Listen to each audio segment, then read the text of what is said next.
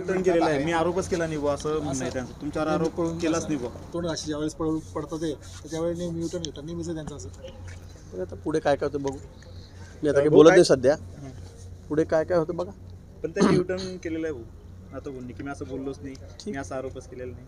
त्यांच्या स्टेटमेंटवर तुम्ही स्टेटमेंट केले भाऊ साधारण आधी बघायला गेलं तर दुसऱ्यांचं नाव घेऊन बोलायचं आणि नंतर आता हे वक्तव्य करायचं. नेमकं कसं पद्धतीनं खडसे हे करतात? तेच म्हणतोय बघा पुढे काय काय होतं ते बघू आपण आता.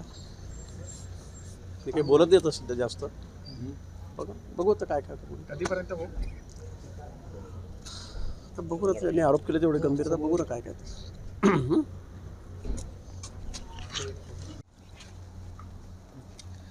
भाऊ महापालिकेमध्ये जन्ममृत्यू दाखल्याच्या ज्या नोंदी असतात तिथं तहसीलदारांच्या बनावट स्वाक्षरीचे प्रकरण दाखल झाली आहेत. त्यापैकी 43 जी नावं आहेत ती बनावट स्वाक्षरीने होती आणि त्याच्यात बांगलादेशींचं कनेक्शन असल्याचा संशय व्यक्त केला जातोय. काय सांगतो? महापालिकेमध्ये आपण म्हणतात ती वस्तुस्थिती आहे.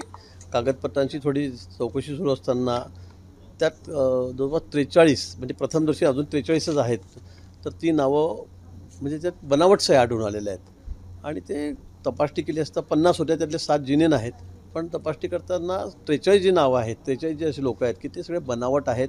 त्या सह्यासुद्धा बनावट आहे आणि त्यामुळे मग अशी शंकेला आता कारण ठरलं की खरं बांगलादेशी इथे आलेले आहेत की काय. आणि ते सगळ्या या प्रकरणामुळे जे सगळ्या चौकशा सुरू आहेत त्यात जे डिटेक्ट होतं आहे, सापडतं आहे, त्यावरून असं वाटतं की खरंच इथे बांगलादेश येऊन वास्तव्य करता आहेत प्रथमदर्शी असं दिसतं आहे. आणि म्हणून त्याची चौकशी या ठिकाणी सुरू आहे. सखोल चौकशी सुरू आहे. पोलीस खाते त्याची चौकशी सुरू करत आहे. उद्या किरीट सोमय्यासुद्धा याच कामासाठी मला वाटतं मी वाचलात तर ते सुद्धा याच कामासाठी चौकशी करण्यासाठी किंवा माहिती घेण्यासाठी, चौकशी करण्यापेक्षा माहिती घेण्यासाठी ते या ठिकाणी जळगावला येत आहेत.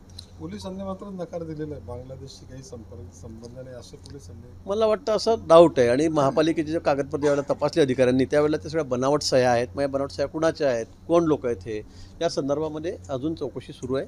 थोडी सखोल चौकशी करावी लागेल. त्यानंतरच त्या गोष्टीचा उलगडा होईल. हो, हे संपूर्ण प्रकरणाची चौकशी ही ATSकडे दिली गेली पाहिजे का? काय वाटतं? मला असं वाटतंय प्रथमदर्शी तर मला असं वाटतं की सगळं प्रकरण आता ATS हँडल करत आहे. मालेगावमध्ये पण त्या ठिकाणी ATSची चौकशी करते. मला वाटतं त्यांच्याकडेच हे प्रकरण सोपवावं म्हणजे काय खरं असेल ते समोर येईल. सरकारमध्ये तुम्ही जे निर्णय शेवटी सोपवामध्ये आदेश द्यावा, आदेश मी माननीय गृहमंत्री, माननीय मुख्यमंत्री आहेत, त्यांना मी उद्या या संदर्भामध्ये त्यांच्याशी बोलणार आहे, त्यांना भेटणार आहे. उद्या कॅबिनेट आहे, त्यावेळेला निश्चित मी हा विषय घेईल आणि चौकशी SITकडे द्यावी अशी मागणी करेल.